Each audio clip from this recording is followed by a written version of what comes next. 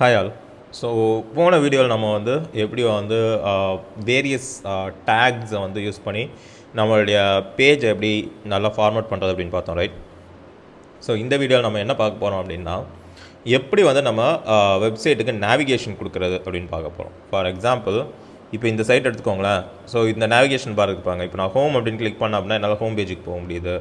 All courses click பண்ணால் all courses, என்ரோல்மெண்ட்ஸு, policies, இந்த மாதிரி என்னால் வந்து ஒவ்வொரு பேஜுக்கும் ட்ராவல் பண்ண முடியாது, ரைட்? ஸோ அதே மாதிரி இப்போ பாலிசியை கிளிக் பண்ணால் பாருங்கள், இது வரைக்கும் உள்ள எல்லாமே வந்து ஒரே பேஜில் வந்து கண்டென்ட் சேஞ்ச் ஆகிட்டே இருந்தது.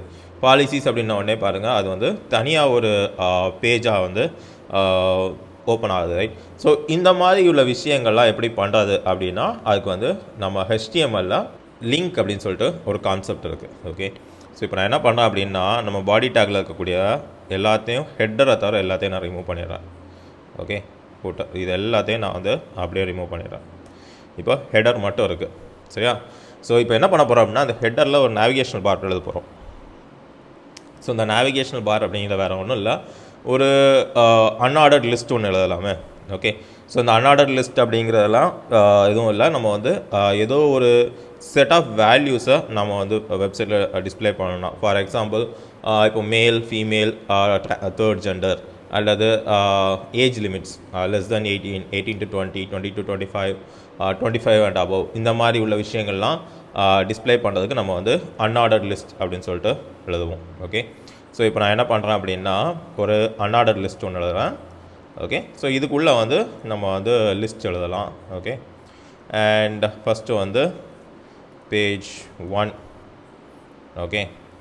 அண்ட் அடுத்த லிஸ்ட் எழுதலாம் page 2, okay, and page 3, okay. So இப்போ வந்து 3 பேஜுக்கு வந்து நம்ம வந்து இதில் எழுதியிருக்கோம். ஸோ இப்போ நான் என்ன பண்ணுறேன் அப்படின்னா, இந்த index.html மாதிரியே இன்னும் 2 ஃபைல்ஸ் க்ரியேட் பண்ணுறேன், ஓகே? அண்ட் இதோட பாடியில் போயிட்டு ஜஸ்ட் டிஃப்ரென்ஷியேட் பண்ணுறதுக்காக ஒரு ஹெடர் டேக் கொடுக்கலாம், ஓகே?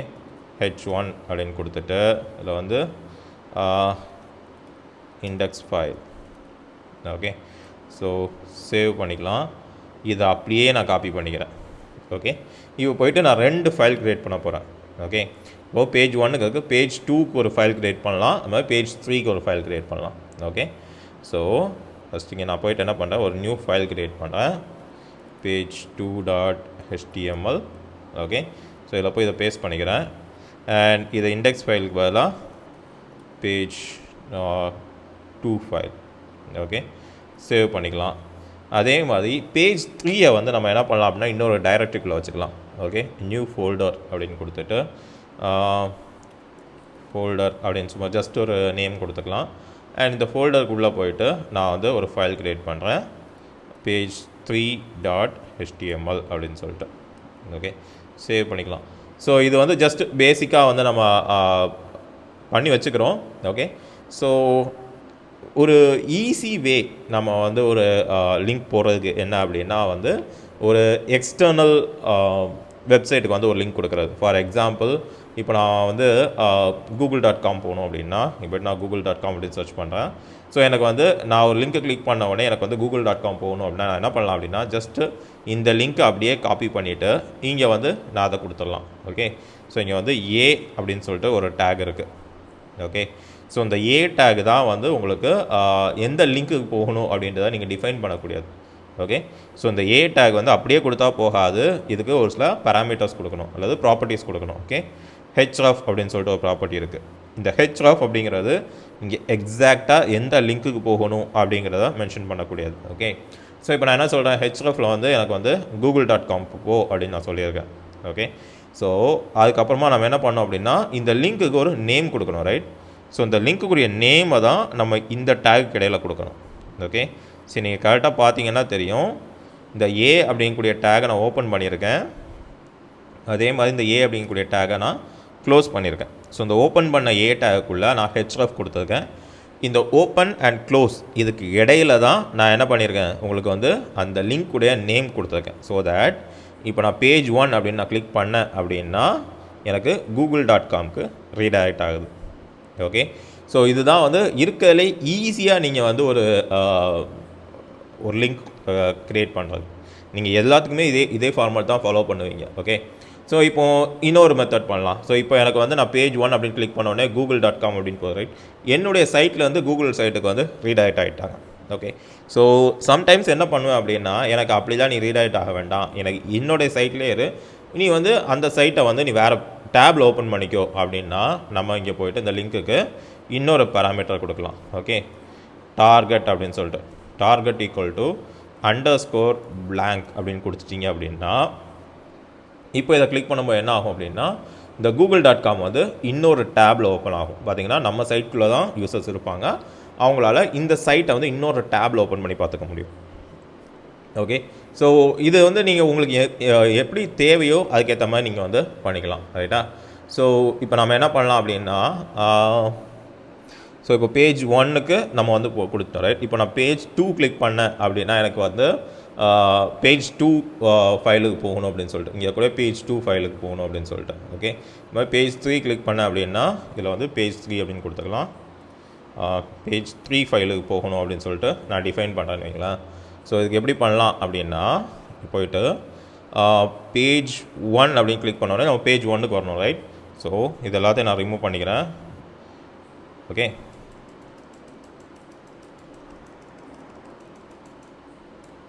ஸோ இதுதான் ஒரு blank href. கரெக்டாக?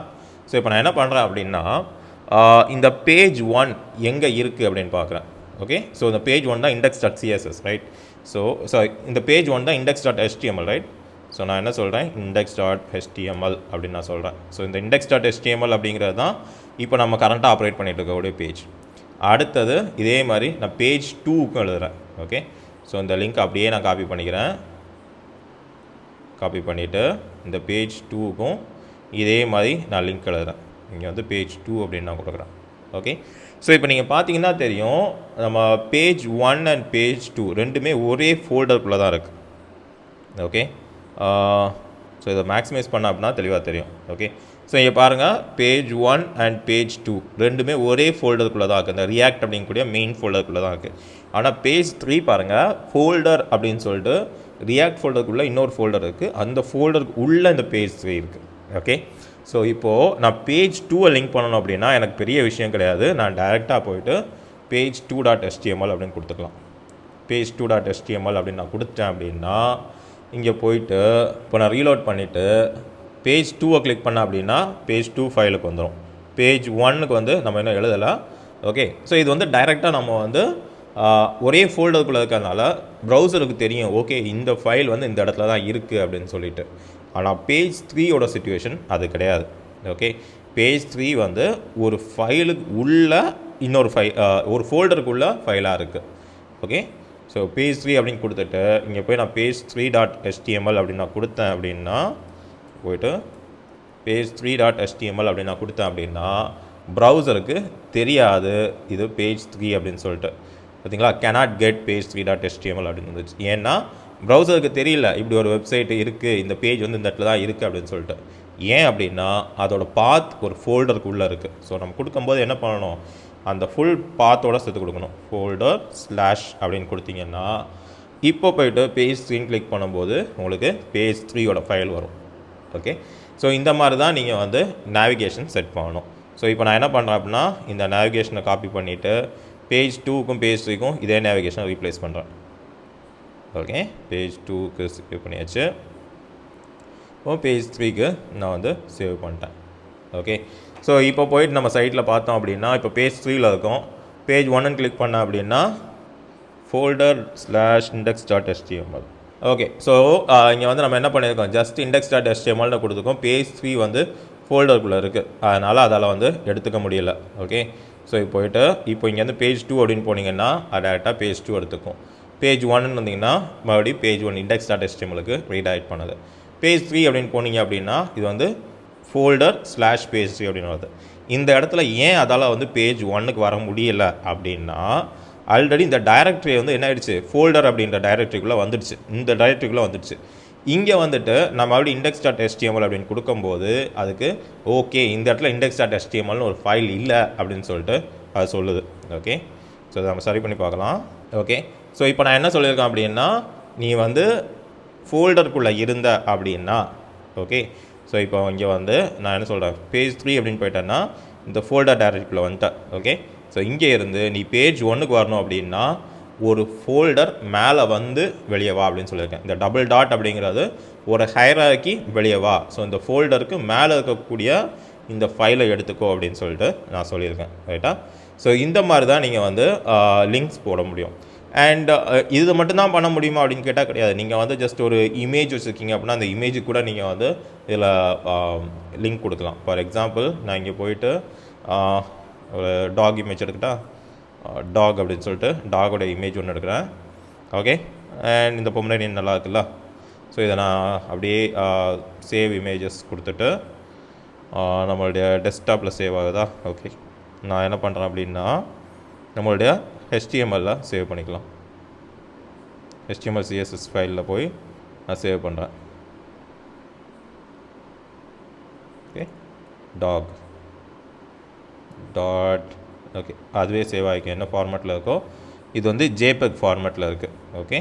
ஸோ இப்போ இங்கே போயிட்டு நம்ம பார்த்தோம் அப்படின்னா ஓகே நம்ம ரியாக்ட் அப்படின்ற ஃபோல்டருக்குள்ளே இருக்கும். ஸோ இப்போ நான் போயிட்டு என்ன பண்ணுறேன், HTML CSS இங்கேருந்து இந்த டாக் இங்கே எடுத்து நம்மளுடைய C:, இதில் ரியாக்ட் அப்படிங்கக்கூடிய இந்த ஃபைலில் இந்த ஃபோல்டருக்குள்ளே நான் கொண்டு வரேன்.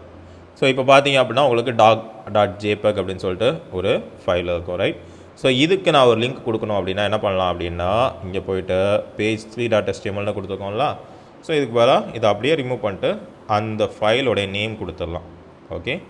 ஸோ டாக் அதோட எக்ஸ்டென்ஷன் jpeg சேவ் பண்ணிட்டேன் அப்படின்னா இங்கே போயிட்டு சர்ச் பண்ணும்போது இப்போ நான் ரீலோட் பண்ணிக்கிறேன். பேஜ் 1 அப்படின்னு நான் கிளிக் பண்ணேன் அப்படின்னா index.html இருக்குது. பேஜ் 3 கிளிக் பண்ணேன் அப்படின்னா அந்த டாகுடைய ஃபைலுக்கு ரீடைரக்ட் ஆகுது. ஸோ இது இமேஜுக்கு மட்டும்தானான்னு கேட்டால் கிடையாது. நீங்கள் PDF வச்சுக்கலாம், டாக் வச்சுக்கலாம், எந்த ஃபைலாக இருந்தாலும் சரி அதுக்குரிய லிங்க் கொடுத்தீங்கன்னா உங்களுக்கு ரெண்டர் ஆகும். ஓகே. ஸோ அடுத்த வீடியோவில் நம்ம என்ன பார்க்கலாம் அப்படின்னா எப்படி வந்து இமேஜஸை நம்மளுடைய வெப்சைட்குள்ளே ஹேண்டில் பண்ணுறது அப்படிங்கிறத பார்க்கலாம். ஓகே. தேங்க்யூ.